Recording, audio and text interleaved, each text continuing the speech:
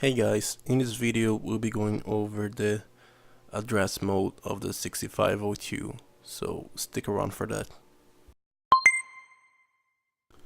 So what is a addressing mode? Well, addressing mode is pretty much a way we have to access memory, and the 6502 actually has 13 addressing modes that we can actually access memory from. And before I get into them, let me jump over here with the opcodes that we have from the previous videos. I show you guys this website. I'll put this link on the description as well. And as you see, each instruction has different addressing modes you can actually use. So here it's add and ASL, each one has their own. So let's go to I'm gonna go through all of the addressing modes. So the first one that I'm gonna go over is the immediate, and this is pretty standard. We're gonna give a value for the instruction, and it's gonna be used immediately. So if I give 5 to the operand, which is like an argument to the instruction A, is immediately gonna be used for the accumulator, as you see over here. And let me see if there is low all the way. Let's look for load A, and as you see over here, it's the immediate one. So all demand is I'm gonna give it the value, and it's gonna be used immediately, which is not the same as this. This is not gonna be used immediately. It's gonna go to memory, find what's in the memory location 5, and store that into the accumulator. So that's the immediate. And the next one is gonna be the implied addressing. And what the implied addressing means is pretty much that there's really no reference to the instruction. There's no reference needed because it's already implied. So for example, you have the instruction which is a mnemonic over here to increment X register. There's no need to put here like I don't know, X or something like that, because it's already implied that's the register X. And so it's like transfer X register to the accumulator. So if I assemble and run, it works, but I don't need to store another value over here for instruction. So that's the imply, and the other one is the accumulator, which is pretty much like implied, but it is especially used for the accumulator. For example, if I load A with the value 5, and then do a ASL arithmetic left shift. If I leave it as is, as over here, it's already implied that it's gonna be the accumulator. If let's go over here. Whoops. ASL. Here it is, the accumulator. It's already implied. If I use a address over here, it's already a different one. So this would be a left shift on this memory location. But since it's only nothing, no reference, no operand is needed, it's gonna assume the accumulator. So the next one is the absolute. And if think of this like an absolute path, like if you do an absolute path on your computer, if it's like Windows, UBC, Windows, and something like that, and then I don't know, like data and 1, 2. That's the absolute path if you're in folder 2. So unlike the relative path on Windows, but we're looking for the absolute, and that's pretty much going to be a keyword for your address mode. So an absolute address would be like if I load A the value 5. Let me store that value in the address 1234. So that's an absolute address. It's the entire 2-byte address. So assemble and run, works perfectly. So that's the absolute. The next one, which is another keyword, is the 0 page addressing. And what the 0 page is pretty much the first page of the memory location. So let me load A, for example, with 2, and start A at the location, let's say A1. So as you see over here in your monitor, you right key monitor the first page. So let's let me see. So if I assemble and run, so all of these values are the first page. Now let me increase it a little bit more. So 0, let's say A.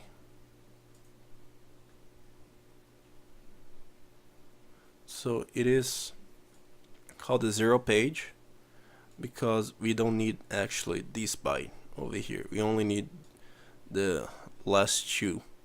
And by doing that, we're actually saving 1 byte in memory. So if I were to let's say disassemble over here, as you see over here, since it's a 0 page, I only need A1. So you're saving memory by using the first page. So if I were to use, for example, the absolute path, say 0, 0, which it's still the same thing, but here you're using the absolute.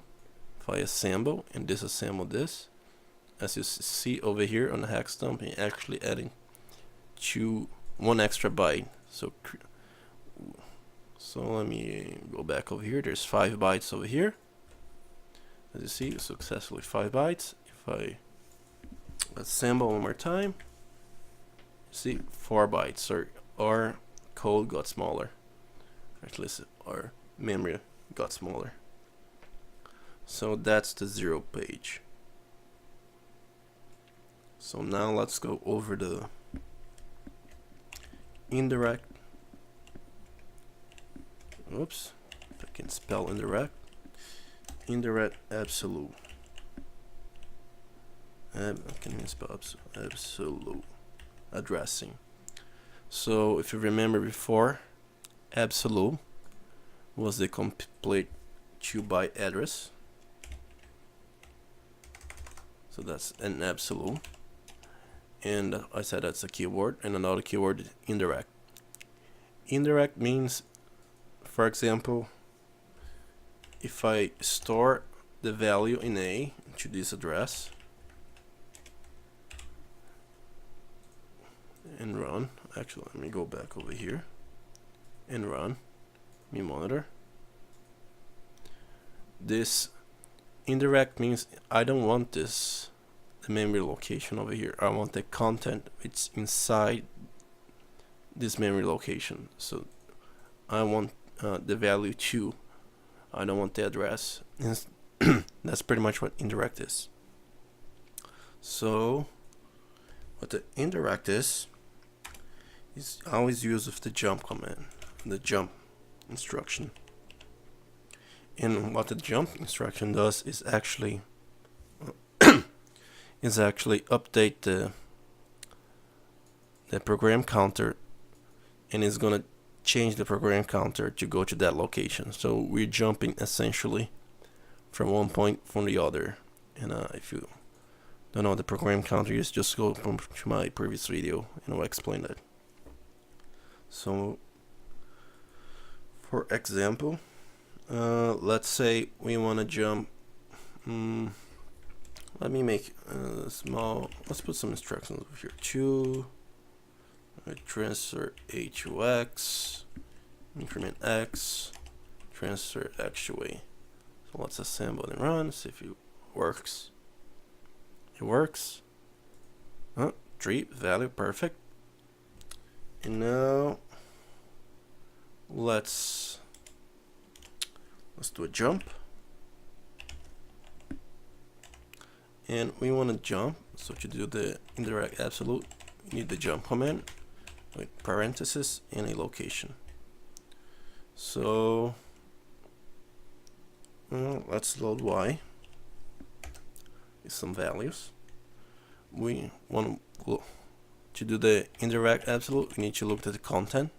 So I know we're gonna need the value 06 because the PC counter is right over, it starts at 0600. So I know I'm gonna need that. Let's store that at, let's store y. And actually I need a pound over here. Can be hex. Let's store at, it should be absolute. Let's start at 0. No big deal. And then let's load y again. And now let's 0. Start. Let's start it at address 1. So we're gonna use 0 page over here. So for just sample, should comment that out. Sample run. Works perfect. Let's go to this assembler over here. And let's jump. Let's pick a location over here. Let's jump right here, right before user jump command at 60B. So let's change this to 0B. So assemble. Oops. Let's use the hex code over here. Perfect. Now let's monitor, let's run, let me check if it works. So I need the absolute address, which is 000. However, if I assemble and run, it's not gonna work. As you see over here, actually, oops, okay, take out the comment. It's not gonna work. As you notice over here, we actually went to this location 07B07. That's not where we want to go, because the 65 processors use the reverse byte order. So we're gonna have to change this to 1 and 0. So if I assemble and run, 0B. So see, it's jumping between B and D. So if I run over here, see, B and D, B and D. So it's actually taking this value over here as first, and then this one as second. So what the indirect absolute is, I'm gonna give this address like over here. It's gonna take this byte and this byte, but it's gonna put this one, the last one, first, and this one second. It's reversed by order, and that's how the indirect absolute works.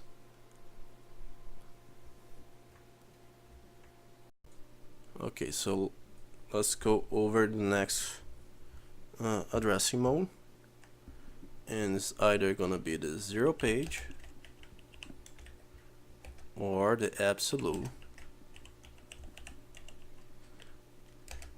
index addressing. And 0 page, of course, I just mentioned this, is 0 to FF. 0 to FF takes 1 byte, and and the absolute is the entire 2 bytes, referring to the memory location. And what index mean, we're gonna use the register X and Y to either offset our memory location. So for example, if we're to load A, let's give it a value. Let's value 5 and start, and start A.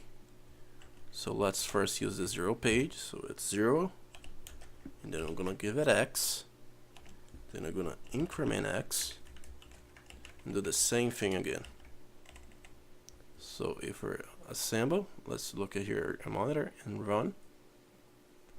As you see, it got stored on memory location 0, 0 and 0, 1.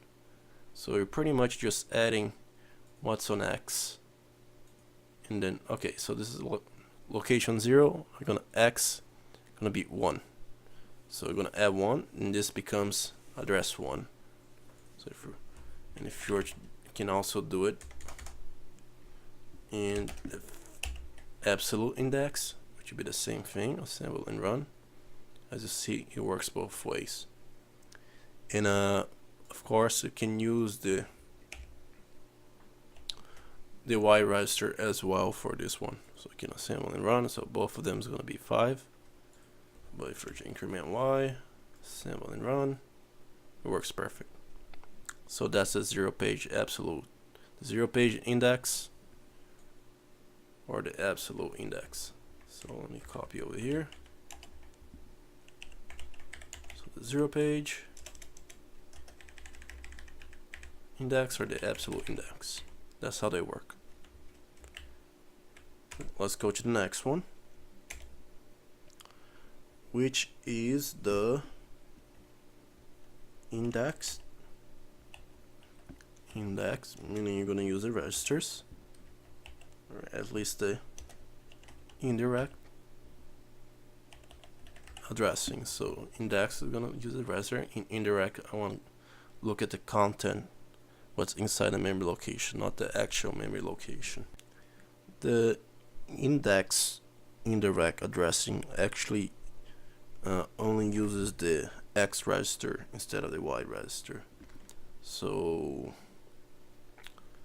to use it, first you have your instructions, so you can come over here to the side and see which one actually uses.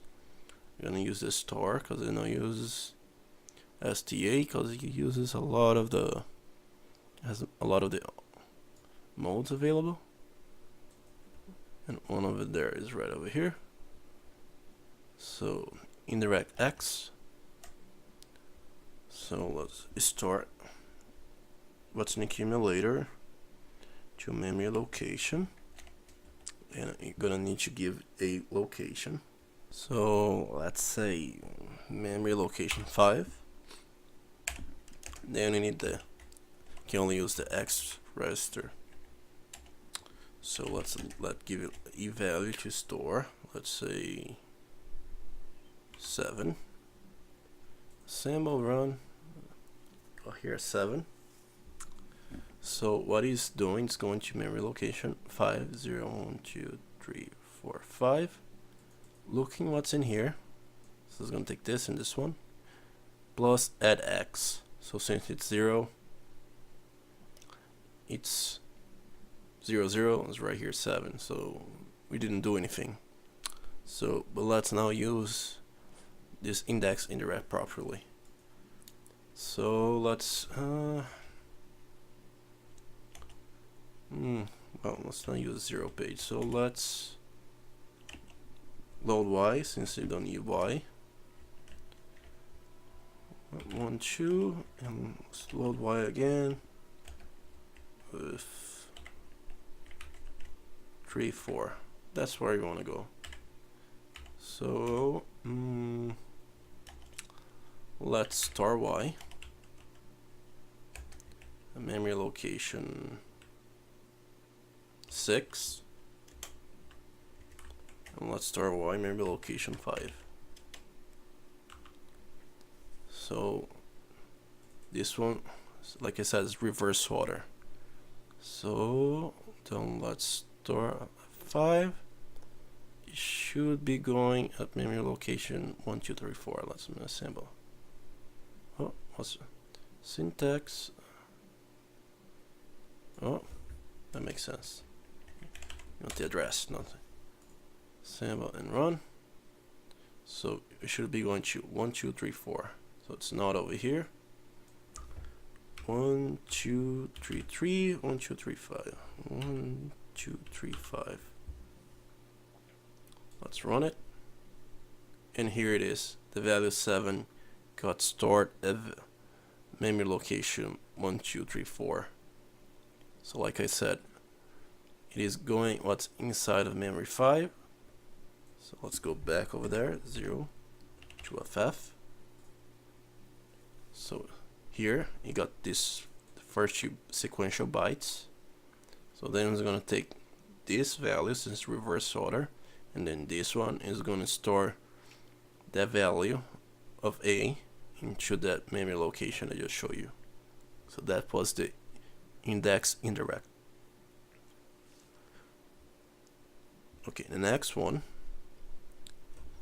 is the indirect index. Indirect index. It's pretty much the same thing. Not the same thing, but the idea is the same because it is the index and indirect. But this time we're only going to use the register Y. We're going to give a location. Last time we used 5, so let's stick with 5. However, we set it up different. Before of the index indirect, there was a let me do it over here. You had it like this. This was the X. This one is different because the parenthesis is in the memory location and the Y is outside of the comma. So now let's load A again for some value. 5. So I'm gonna assemble and run. 0 out our pages over here. Everything zeroed out. And now I'm gonna change this to just store. What? Store on A, not assemble, not load on A. So what this is doing, the indirect index Y, it's going to memory location 5, so 0, 1, 2, 3, 4, 5, getting these two values and then incrementing. So it's 0, 0, and then incrementing the value on the Y register. So if we're to increment the Y register and run, as you see over here, it actually shifted to the right because now it got the two values, and since it already got the two addresses, incrementing by 1. So if we're to do the same thing, let's go to memory location 1, 2, and then 3, 4 again. Same place as before. 3, 4. Now let's store X since we need our Y over here. Take this out, delete. Store X at location 6. And copy, paste, location 5. So now it's gonna go 0, 1, 2, 3, 4, 5. So assemble and run just to see I got the value. So it's gonna get reverse order. Remember 340. Since let's go over there. So that's working. So let's go 1, 2, 3, 3, 1, 2, 3, 5. Run. Well, it's right over here. If I were to, so that's where it's supposed to be. If I were to increment y and run, oh, it's right over here. And if I were to load y with another value, let's say load y, the literal value, let's say 3. Assemble and run. It's right over here. So it actually shifted. Let me reset. It shifted right over here. So that's the indirect index. So now let's go to the last one, and that is the relative addressing mode. And the relative addressing mode is used with the branch instruction. And a branch is pretty much like a jump. So it will jump from one part to the code to the other, but it is a condition. So one condition has to be met. So if I were to, this is the branch not equal 0. So if it's not equal to 0, so if I had load y with 3, and then if I compare y with 3, then I assemble. Well, let me comment this out. Semicolon over here and run. Then this is a 1 and 1, so this will not branch. If there was equal 0, it also has branch equal 0, so in this case you branch. But to branch, so let's take this out. We generally use labels, and you should be using this all the time, which the assembler will take care of the location where you're gonna go to. So let me go back over here. Let's comment this out first, and come over here. Let me assemble on this assembler. If I wanted to jump on 6, let's say 602 over here. So just put a label over here. Put go here, and to make a label, you just type something. Type go here. Make sure the names are important in programming. So make sure it relates to the program. Just an example. So go here, and branch to go here. So then it's gonna jump to this part of the code if it's equal to 0. So if I assemble, now let's go to this assembler over here, come back over here, and over here it comes like, hey, come to 602. Like I said, that's where I want to go. So the assembler is gonna take care of this for us. But back to the topic, what's relative addressing mode? Well, it's pretty much to branch and to go over here. If I go back to this assembler, you see this value FC, which is pretty much this is the instruction. This branch over here, and this is, and if you see here in this assembler, it's giving the address, and that's the relative path FC, because we're adding negative. Remember, this is gonna be a sign number.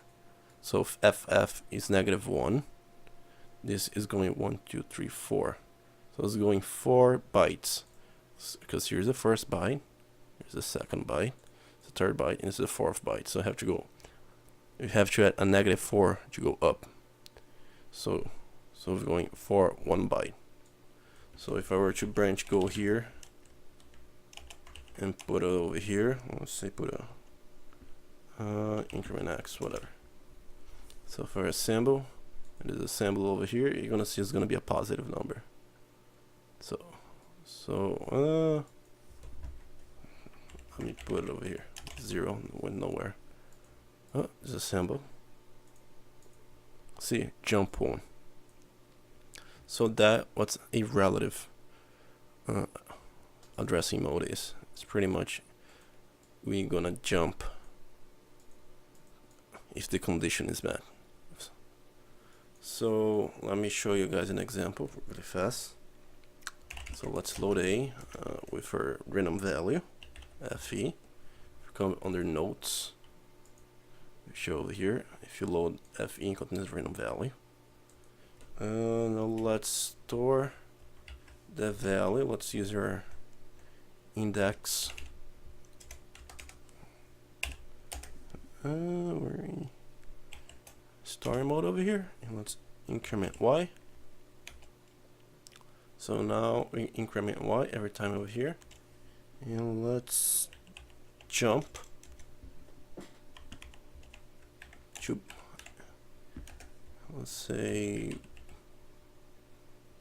branch.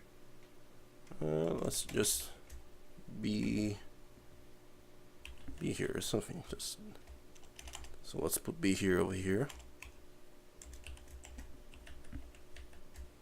And now we're going to use a DCB. It's going to assign some values for us. Let me see if I have the assembler over here. So F0 if branch if it's equal to 0. So let's add F0. Actually, let me comment this out just to share. Let's just run it, and then comma to separate the next byte. And we're going upwards. We're gonna go upward to this load A over here. So I don't know. Right now I'm gonna put a gas over here. So left F8 on me assemble. Come to this assembler over here. 605. So I need at least 5 more to go up. So 9. So 4 more. Let's say 5. Assemble. There's assembler over here. 600. So that's our code over here. So this is gonna be branch equals 0. If it's equals 0, branch. So let's run. Let's go D0, which is not equal 0. Symbol and run. Oh, there you go. Here it is our code. So this is the equivalent of branch not equal 0. Branch not equal 0. So that's the equivalent. That's D0. So that's where a relative pass is. Now let me actually go to this assembler over here just to show you guys. Here it is, D0, branch not equal 0, and F5, go to this address. So that's all of the addressing modes. That's the 6502 contains. Just something to remember. Relative. Go back over here. So remember the keywords, such as when you want to look at the content on the value, generally there's a parenthesis around it, like with our jump instruction. If there's index, there's a value, or register X or Y. So you have our indirect index. We have the load, then X, then address. I'll say 11, and then a value over here. Just think of this as I'm adding a number inside of the reference, then I'm gonna get the value, as opposed to this one, which